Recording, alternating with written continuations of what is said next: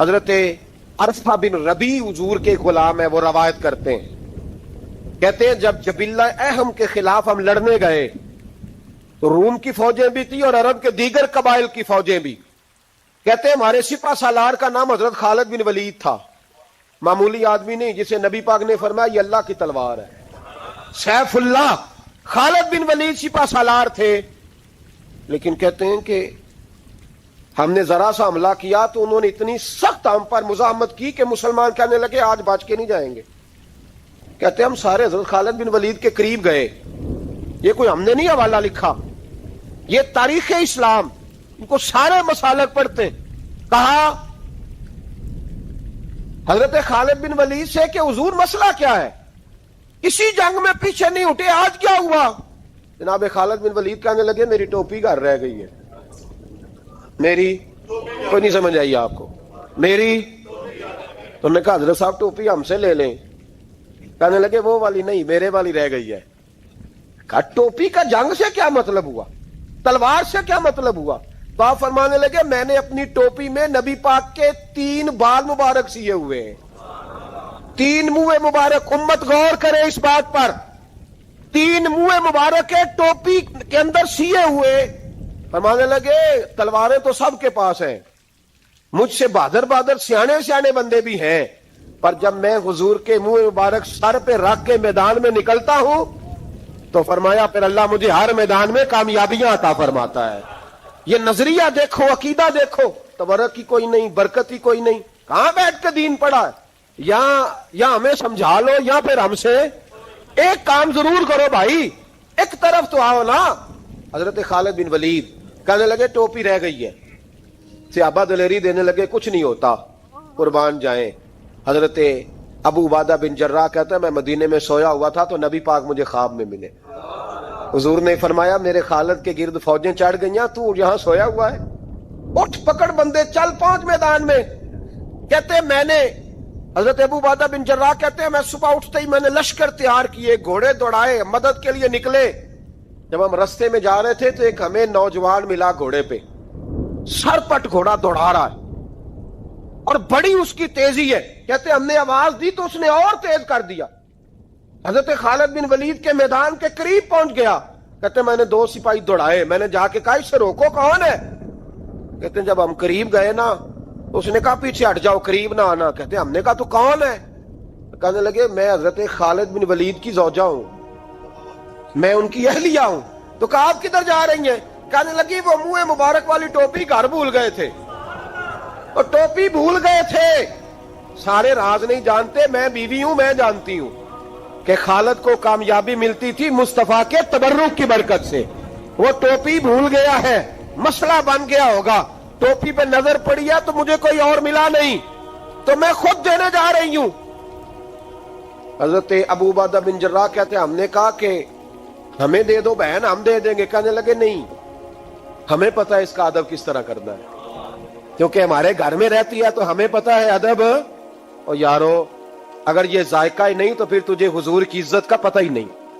اگر تو حضور کے تبرک سے آشنا ہی نہیں پھر تجھے پتہ ہی نہیں رسول اللہ کے مقام کا. اقبال کہنے لگے اگر باؤ نہ رسیدی تمام بھول حدیث، اگر تو حضور کے قدموں تک نہیں پہنچا پھر تو ابو لہب کے کھاتے میں جائیں گی تیری نمازیں. میرے مصطفیٰ کریم سید عالم صلی اللہ علیہ وسلم کی وہ ٹوپی لے کر زوجہ کہنے لگی تمہیں ادب کا نہیں پتا، میں ہی جاؤں گی. کہا چلو. کہتی وہ دوڑی گئی. حضرت خالد بن ولید کہتے ہیں اچانک میری نظر پڑی تو کافروں کی فوج تنی ہوئی تھی، وہ ٹوٹنے لگی اور ایک شاہ سوار دوڑا آ رہا ہے. تو میں نے کہا یہ اکیلا جوان صفے کاٹتا آ رہا ہے. جب لڑ رہے تھے تو یہ فوج ہم پر چڑھ آئی تھی، اکیلا جوان. کہتے ہیں جب وہ جوان قریب آیا تو حضرت خالد بن ولید کہنے لگے جوان تو کون ہے؟ اکیلے نے سب کھول دی. تو کہتے ہیں زوجہ بول کے کہنے لگی نہیں، مسئلہ جوان کا یا کمزور کا نہیں خالد، مسئلہ یہ ہے کہ ٹوپی آج میرے پاس ہے. مسئلہ یہ ہے کہ ٹوپی آج اصل شے میرے پاس ہے تو اس لیے صفے کاٹتی جا رہی ہوں، ورنہ مجھے تو چھری بڑی مشکل سے چلانی آتی ہے. ٹوپی آج میرے پاس ہے. یہ ہے ارض جنت، یہ طیبہ کی زمین ہے. جنت بھی یہی، مال کے جنت بھی یہی ہے. یہ میرے محبوب پاک کے تبرک کی برکت ہے. حضرت خالد بن ولید رضی اللہ تعالیٰ عنہ کو زوجہ کہنے لگی ٹوپی آ گئی ہے، ٹوپی آئی ہے تو سمجھ لو فتح بھی آ گئی ہے۔ حضرت خالد بن ولید نے ٹوپی پہنی، اتنی دیر میں حضرت ابو عبیدہ بن جراح بھی آ گئے، کہنے لگے تگڑے رہنا، پہنچ گئے ہیں۔ حضرت خالد بن ولید کہنے لگے نام بھی پہنچتے تو خیر تھی، اب مصطفیٰ کے بال مبارک پہنچ گئے، اب حضور کے منہ مبارک ہے۔ او بھائیو یہ تبرک حضور جہاں رکے، صحیح بخاری، صحیح بخاری، صحیح بخاری حوالہ میرے ذمے۔ تو مسجد نبی کی دیوار نہیں نہ چومنے دیتا، تو حضرت حلیمہ کے گھر کا بوسہ نہیں نہ لینے دیتا۔ صحیح بخاری۔ حضرت عبداللہ بن عمر مدینے کے مفتی، جنہیں میرے نبی پاک نے فرمایا راجل صالح، یہ نیک آدمی ہے، وہ جب جاتے تھے نا بیت اللہ شریف مکہ معظمہ، تو وہ جگہ ڈھونڈ ڈھونڈ کے نماز پڑھتے تھے جہاں میرے نبی نے نماز پڑھی ہے۔ سارا بیت اللہ حرم نہیں، لیکن وہ جگہ ڈھونڈ ڈھونڈ کے جہاں میرے رسول نے نماز پڑھی ہے، حضور نے جہاں نماز پڑھی۔ بھائیو اگر حضور علیہ السلام کے قدموں کی مٹی سے پیار ہوگا تبھی تو مصطفیٰ سے ہوگا، لیکن یہاں یہ ظلم ہے امت کے ساتھ، یہ زیادتی ہے۔ میں کہتا ہوں کہ یہاں ہمیں بتاؤ ان حدیثوں کا کیا ترجمہ کریں، قرآن مجید کی ان آیات کا کیا ترجمہ۔ حضرت ام سلمہ حضور کی زوجہ ہیں، بخاری مسلم، ان کے پاس حضور کا ایک بال مبارک تھا، چاندی کی ڈیبیا میں بند کر کے رکھا ہوا تھا۔ جو لا علاج مریض ہوتا وہ حضرت ام سلمہ کے پاس لایا جاتا، وہ کہتی پیالے میں تھوڑا پانی لاؤ، پیالے میں پانی آتا تو وہ منہ مبارک کو پیالے میں ذرا بھگو دیتی، کہتی لو پی لو، اللہ شفا عطا کر دے گا۔ لا علاج۔ حضرت انس بن مالک 10 سال حضور کی نوکری کی، لوگ پوچھتے انس کیا کمایا ہے، کہنے لگے جو کمایا ہے وہ صندوق میں بند کر کے رکھا ہے۔ 10 سال نوکری کی نبی پاک، جو کمایا بند کر، انتقال کا وقت آیا تو حضرت ثابت بنانی کو بلایا، آپ کے شاگرد تھے، کہنے لگے جب بکسا کھول کے لا، کھول کے لائے تو ایک ڈبیا نکلی، فرمایا اسے بھی کھول، جب اسے بھی کھولا ایک منہ مبارک نکلا، کل زندگی کی کمائی، نبی پاک کا اقبال مبارک۔ کہا اس کا کیا کرنا ہے، فرمانے لگے جب مر جاؤں نا غسل دے کے تو میری منہ کھول کے زبان کے نیچے رکھ دینا۔ حضور اس کا کیا فائدہ، پر میں جب فرشتے حساب لینے آئیں گے من ربو کا بولیں گے، پہلا لفظ کہنے کے لیے منہ کھولوں گا تو سامنے حضور کا منہ مبارک ہوگا۔ پسے مردن فرشتوں نے جو تلاشی لی تو کیا نکلا، فقط تک دل کے گوشے سے خیال مصطفیٰ نکلا۔ اور میرے اعلیٰ حضرت مشورہ دیتے ہیں، کہتے ہیں لحد میں عشق رخ شاہ کا داغ لے کے چلے، ہم نے اندھیری رات سنی تھی چراغ لے کے چلے۔ حضرت خالد بن ولید رضی اللہ تعالیٰ عنہ بڑے بہادر ہیں، حضور نے فرمایا یہ اللہ کی تلوار ہے، یہ اللہ کی، بڑے بہادر تھے، بڑے شیر دل تھے، فرماتے ہیں کبھی معذرت نہیں کرنی پڑی، کبھی جھکنا نہیں پڑا، کبھی کسی کی منت نہیں کی، اللہ نے طاقت اتنی عطا فرمائی تھی، ہمت، حوصلہ، صبر، استقامت اتنا دیا، کبھی کسی جگہ پشت نہیں لگی۔ لیکن فرماتے ہیں کسی وجہ سے نا ایک دن میرا عمار بن یاسر کے ساتھ کسی بات پہ اختلاف رائے ہو گیا، جھگڑا ہو گیا، توجہ ہے میری بات پر، فرماتے ہیں جھگڑا ہو گیا، ہمارا پتہ حال کیا ہے، ہمارا یہ حال ہوتا ہے کہ ہمارا جھگڑا ہو جائے تو خیر ہے، لیکن اگر پڑوسی کے بچے لڑ پڑے تو ہم کہتے ہیں اس کی روزی پاک نہیں، اس کی تربیت ٹھیک نہیں۔ ہمارا بھائیوں سے رٹا ہو جائے تو معاملہ اور ہے، کسی کا ہو جائے تو معاملہ اور ہے، میں بیمار ہو جاؤں تو آزمائش ہے، اور سامنے والا بیمار ہو جائے تو سزا ہے، پھر کیا ہے، بلکہ پنجابی کہنے نے کیتیاں نو پھڑیا ہے، یہی کہہ دیتے، اور میں بیمار ہو جاؤں تو آزمائش آگے جی اللہ کی طرف سے۔ ایسا نہ کریں، ہمارا فتویٰ اپنے حق میں اور ہوتا ہے، سامنے والے کے معاملے میں اور ہوتا ہے۔ حضرت عمار بن یاسر کی بات کر رہا تھا، جناب عمار بن یاسر رضی اللہ تعالی عنہ، حضرت عمار بن یاسر کہتے ہیں کہ حضرت خالد بن ولید کے ساتھ، جناب خالد بن ولید کہتے ہیں میری ان کے ساتھ نہ کسی بات میں اختلاف رائے ہو گیا، تو میں اب دلیر آدمی تھا، شیر آدمی تھا، کبھی جھکا نہیں تھا، کبھی کوئی معاملہ نہیں ہوا تھا، کبھی کوئی ایسی بات نہیں ہوئی تھی۔ آپ فرماتے ہیں جب رائے کا اختلاف ہو گیا نا، بات ذرا آگے بڑھ گئی تو نبی کریم صلی اللہ علیہ وسلم تک بات پہنچی، تو میرا یہ خیال تھا کہ حضور میری بھی سنیں گے، عمار بن یاسر کی بھی سنیں گے، پھر حضور کوئی فیصلہ کریں گے، پر قربان جاؤں وقت بدل گیا ہے نا، اب بہت بڑے چودھری ہیں، بڑے سردار ہیں، بڑے سپہ سالار ہیں حضرت خالد بن ولید، پر وقت بدل گیا۔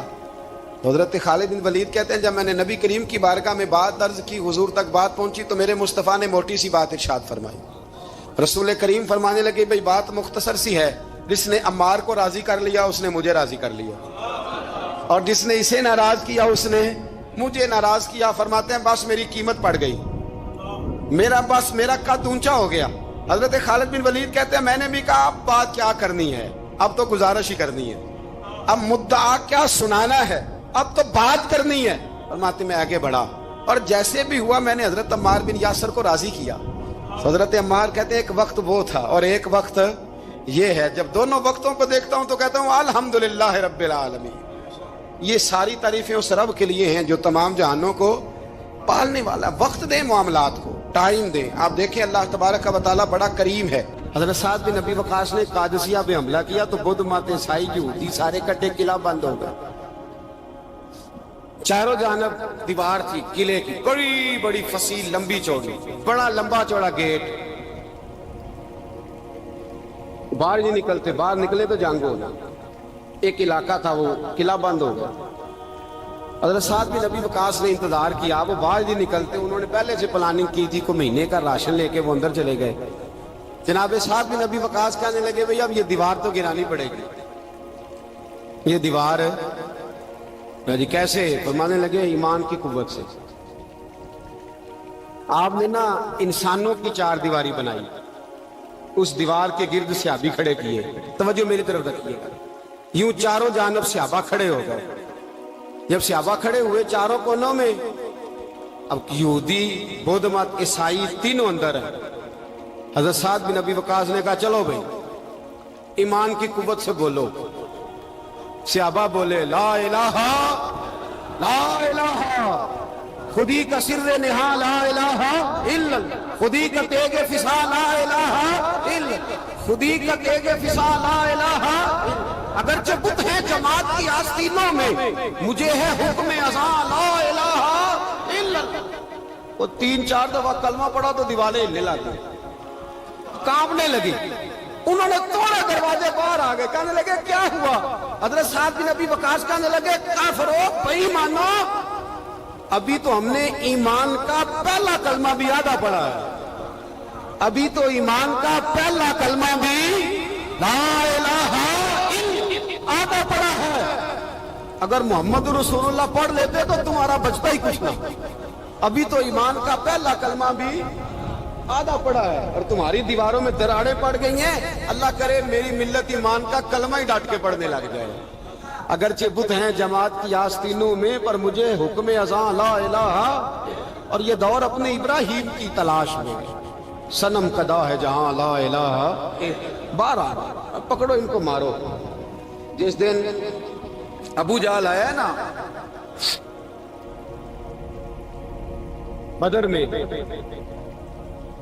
اس نے جاسوس بھیجا، محمد بن عینیہ تھے یا عروہ بن مسعود، دو مختلف نام کتابوں میں آتے ہیں۔ وہ جاسوس چیک کر کے گیا مسلمانوں کو واپس۔ ابو جہل سے کہنے لگا 313 312 بندے، کچھ بچے ہیں، کچھ بوڑھے ہیں، کچھ کمزور ہیں۔ ابو جہل بڑا کھل کھلا کے ایسا کہنے لگا ان کو نا پشتوں پہ باندھ لو، گھوڑوں کی پشتوں پہ۔ جنگ کیا کرنی ہے، تلواریں ان کے پاس کوئی نہیں، لڑ یہ نہیں سکتے، باندھ لو، لے چلتے ہیں مکے، وہاں جا کے دیکھیں گے کیا کرنا۔ محمد بن عینیہ کہنے لگے ابو جہل ہوش کر، ہوش کر، تلواریں کوئی نہیں، زرہ کوئی نہیں، پر میں ان کا ایمان دیکھ آیا، میں ان کا ایمان۔ فرمایا سب نے جھولیاں اٹھائی ہو رہی ہیں، کہہ رہے ہیں یا اللہ ہمیں واپس نہ بھیجنا، ہم تیرے نبی کے قدموں پہ قربان ہونے آئے۔ ان کا ایمان میں حضرت خالد بن ولید نے حملہ کیا ملک شام پہ، حملہ کیا۔ یہودی باہر نہیں نکلتے، باہر نکلے تو ان کا بہت بڑا لیڈر مذاکرات کرنے آیا تو ہاتھ میں زہر کی پڑیا ہے۔ فرمایا یہ کیا ہے؟ مذاکرات کرنے آیا تو یہ کیا؟ کہنے لگا زہر۔ کیا مطلب؟ کہنے لگا اگر مذاکرات ناکام ہوئے تو زہر کھا کے مر جاؤں گا، مسلمانوں کو کبھی اقتدار نہیں دوں گا۔ تو آپ فرمانے لگے زہر بھی تب بھی اثر کرے گا نا جب میرا اللہ چاہے گا۔ کس کی قوت؟ ایمان کی۔ کس کی قوت؟ زہر کب اثر کرے گا؟ جب اللہ۔ تو کہنے لگا یہ بڑا زہریلا زہر ہے ہمارے علاقے کا، یہ تو کسی کے ناک میں ذرا ہوا سے چلا جائے تو بندہ مر جاتا ہے۔ آپ فرمانے لگے بندہ تب بھی مرتا ہے جب اللہ مارے۔ اور جسے اللہ نہ مارے مر سکتا. وہ کہنے لگا کیسے ہو سکتا ہے؟ فرمایا لاؤ ادھر.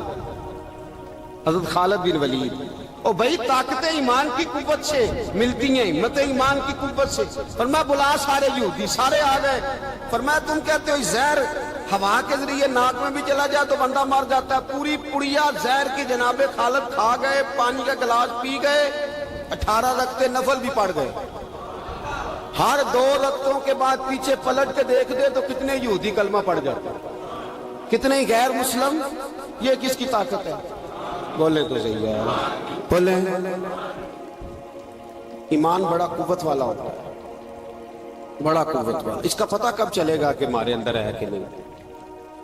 کروڑوں ناجائز روپیہ سامنے پڑا ہو اور بچہ عید کے لیے کپڑے بھی مانگ رہا ہو، لیکن انسان ناجائز پیسے کو ہاتھ نہ لگائے، بچے کو تسلی دے کے سلا دے، تو اس کا مطلب ہے کہ ایمان اس کے پاس ہے. میرے نبی کریم صلی اللہ علیہ وسلم نے فرمایا فحشا، خوبصورت عورت، بری عورت، خوبصورت بھی ہو بری بھی ہو اور دعوت گناہ بھی دے، بچہ جوان بھی ہو خوبصورت بھی ہو خواہشات بھی ہو، اور پھر بھی وہ کہے انی اخاف اللہ، نہیں بھئی میں اللہ سے ڈرتا ہوں، تو اس کا مطلب ہے اس کے پاس ایمان. یہ تو روز ہمیں پتہ چلے گا، روز پتہ چلے گا. میرے دوست اپنے ایمان کو دیکھ. حضرت مصعب ابن عمیر جنگ احد میں میرے نبی، اور یہ بڑا لاڈلا صحابی ہے میرے رسول کا، بڑا لاڈلا. مجھے اس شخصیت سے بڑا پیار ہے. ان کا جو بھی کہیں مجھے ارشاد کوئی قول ملتا ہے تو میں الگ سے ڈائری پہ لکھتا ہوں. حضرت مصعب ابن عمیر کو احد میں حضور نے جھنڈا دیا تھا، ہاتھ میں جھنڈا تھا تو کافر نے ہاتھ کاٹ دیا. جناب مصعب ابن عمیر نے دوسرے ہاتھ میں پکڑ لیا. جب وہ بھی ہاتھ کٹ گیا تو دو کٹے ہوئے ہاتھوں سے جھنڈا پکڑا ہے، جھنڈا پکڑا.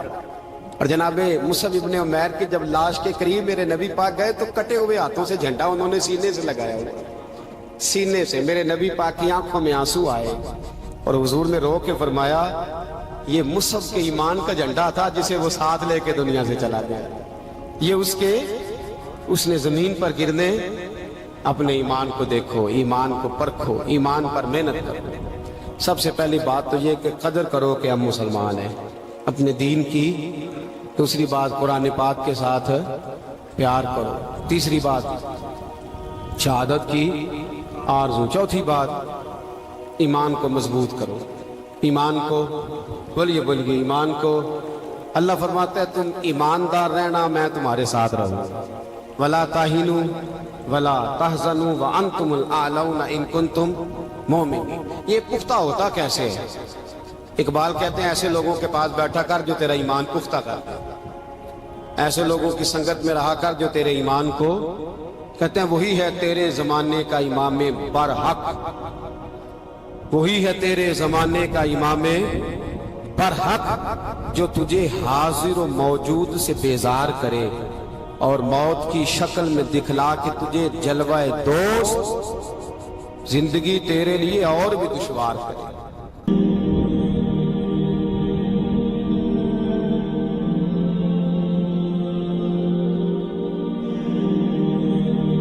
میرے رسول پاک علیہ الصلوۃ والسلام کے صحابہ کے قریب دنیا داری آ سکی نہیں آئی. حضرت ابو بکر صدیق نے پانی مانگا تو لوگوں نے دودھ دیا، فرمایا پیچھے کرو.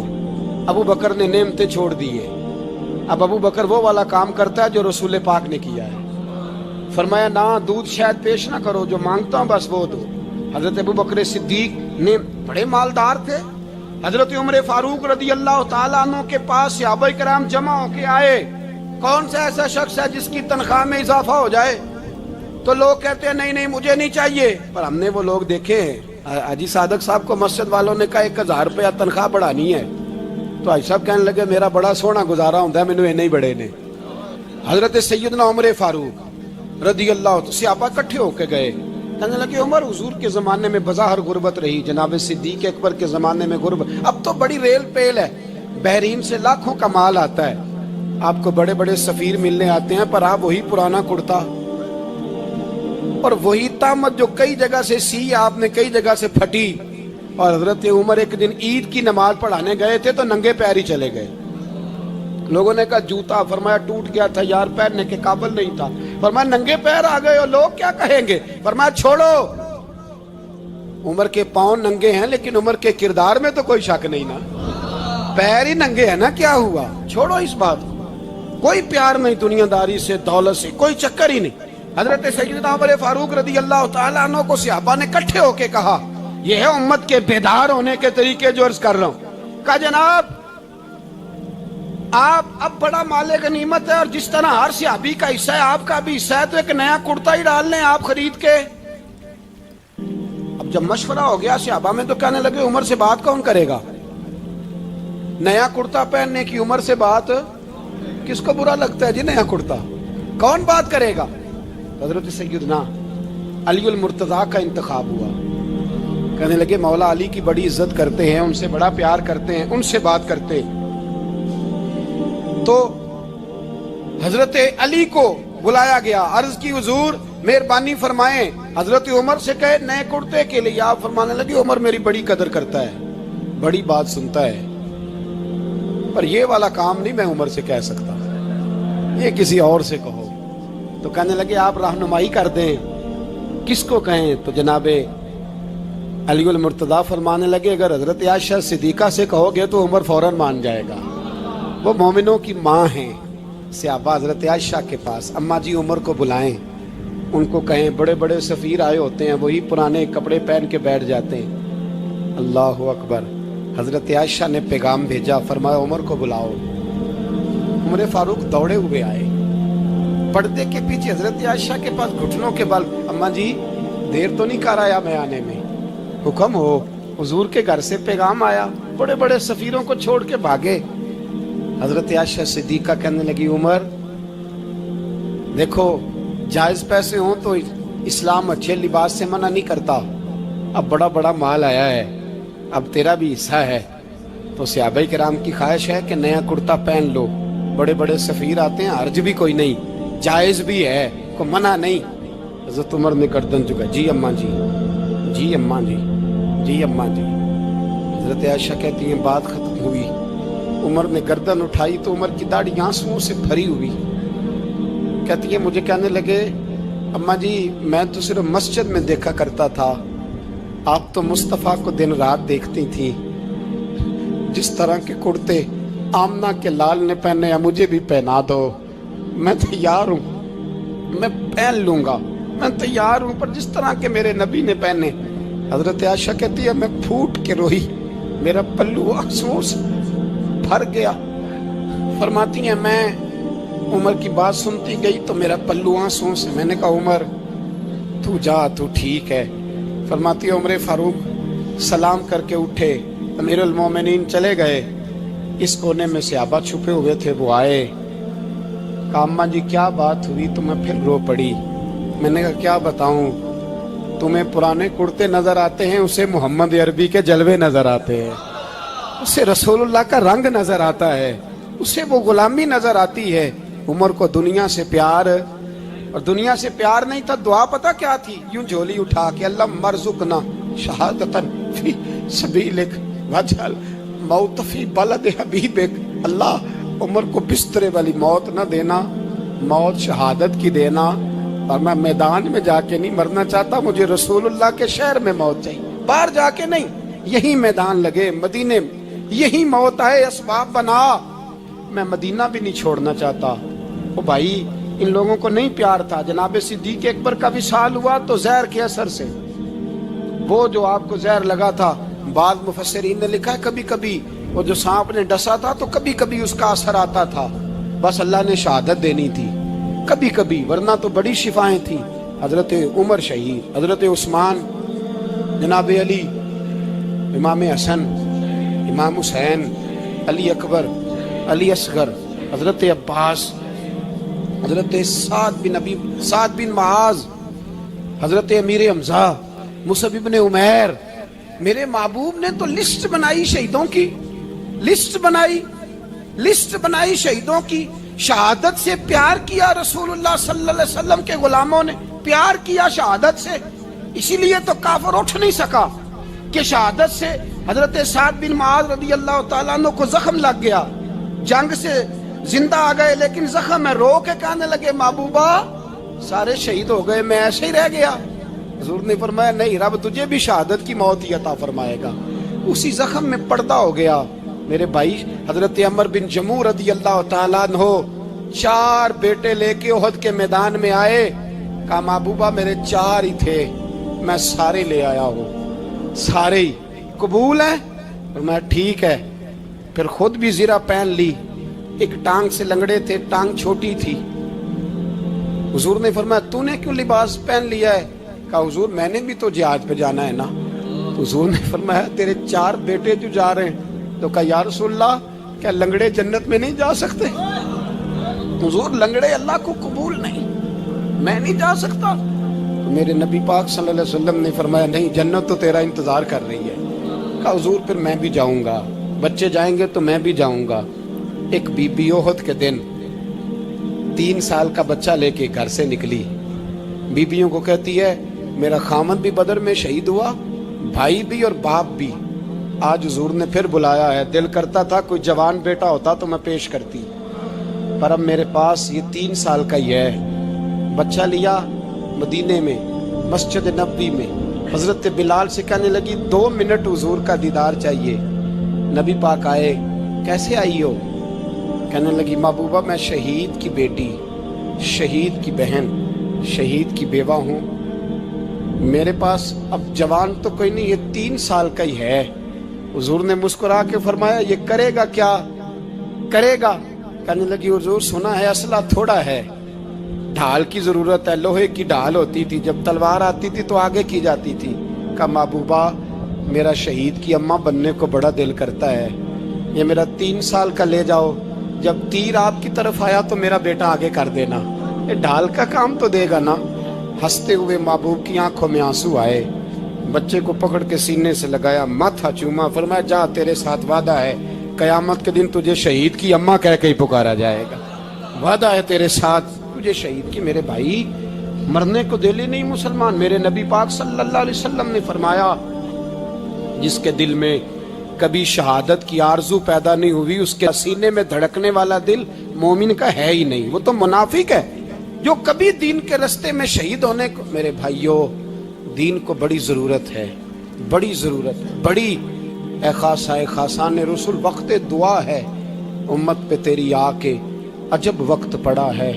وہ دین جو بڑی شان سے نکلا تھا وطن سے، پردیس میں وہ آج غریب الغربا ہے۔ فریاد ہے اے کشتی امت کے نگہباں، بیڑا یہ تباہی کے قریب آن لگا ہے۔